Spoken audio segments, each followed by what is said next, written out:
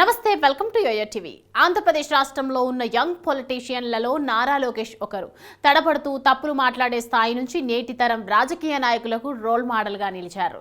5 ఏళ్ల పాటు ప్రతిపక్షంలో ఉంటూ ఒక విధంగా రాటుదేలారు. పప్పు కాదు నిప్పు కనిక అనిపించుకున్నారు. అలాంటి లోకేష్ని ఇప్పుడు బీఆర్ఎస్ అగ్రనేత కేటీఆర్ ఫాలో అవుతున్నారా అంటే అవుననే సమాధానం వినిపిస్తోంది. అదెలా అంటే చంద్రబాబు నాయుడు అరెస్ట్ అయిన సమయంలో లోకేష్ ఢిల్లీలోనే కూర్చున్నారు. ఆయన వారాల తరబడి అక్కడే ఉన్నారు. బీజేపీ వారితో టైఅప్ అయ్యి వాళ్ళతో సీట్ల సర్దుబాటు చేసుకొని సక్సెస్ఫుల్గా చంద్రబాబుకు బెయిల్ ఇప్పించుకున్నారని అంతా అనుకున్నారు. ఇప్పుడు అదే ఫార్ములాను కేటీఆర్ కూడా అనుసరిస్తున్నారని కొంతమంది అభిప్రాయాన్ని వ్యక్తం చేస్తున్నారు. కేటీఆర్ కూడా ఇప్పుడు ఢిల్లీలోనే ఉంటున్నారు. లోకేష్ మాదిరిగానే ఢిల్లీ మీడియాతో చిట్ చాట్ చేస్తున్నారు. వరుసపెట్టి ఇంటర్వ్యూస్ ఇస్తున్నారు. ఇక కాంగ్రెస్ని ఎక్కువగా విమర్శిస్తూ బదనాం చేస్తూ వస్తున్నారు.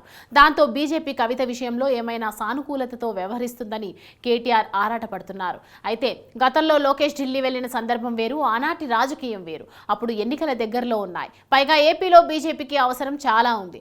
ఏపీలో పొత్తుల కోసం బీజేపీ చూస్తోంది. అయితే తానుగా ముందుకు రాని నేపథ్యంలో లోకేష్ చొరవ తీసుకోవడంతో అది సాధ్యపడింది.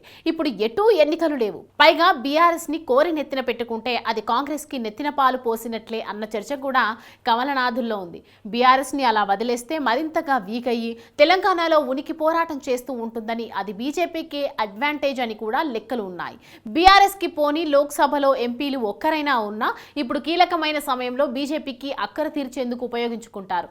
కానీ ఏ ఒక్క ఎంపీ గెలవలేదు. 0 నంబర్ వచ్చింది. దాంతో పాటుగా చూస్తే బీఆర్ఎస్ అసెంబ్లీ ఎన్నికల్లో తెచ్చుకున్న 37% ఓట్ షేర్ని కూడా పార్లమెంట్ ఎన్నికల్లో పోగొట్టుకుంటుంది.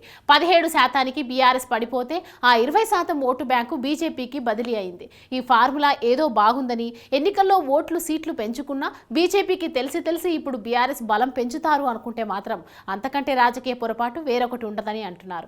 ఇక ఆ మిగిలి ఉన్న 17% ఓటు బ్యాంకుని కాంగ్రెస్ లాగాలని చూస్తోంది. బీఆర్ఎస్ ఎమ్మెల్యేలను తన వైపుకు తిప్పుకుంటే బీఆర్ఎస్ కథను సుఖాంతం చేయవచ్చని హస్తం పార్టీ తన ప్రయత్నాలు తాను మొదలుపెట్టింది.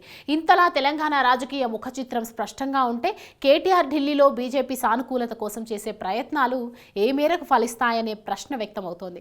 రాజకీయ బేరాలు, రాయబారాలు సింగిల్ హ్యాండ్ చప్పట్లతో మోగేవి కావని అంటున్నారు. అటు ఇటు కూడా ఆసక్తి ఉండాలి, అంతకు మించి అవసరాలు ఉండాలి. అప్పుడే ఏ రాజకీయ వ్యూహమైనా పండేదని రాజకీయ విశ్లేషకులు అంటున్నారు.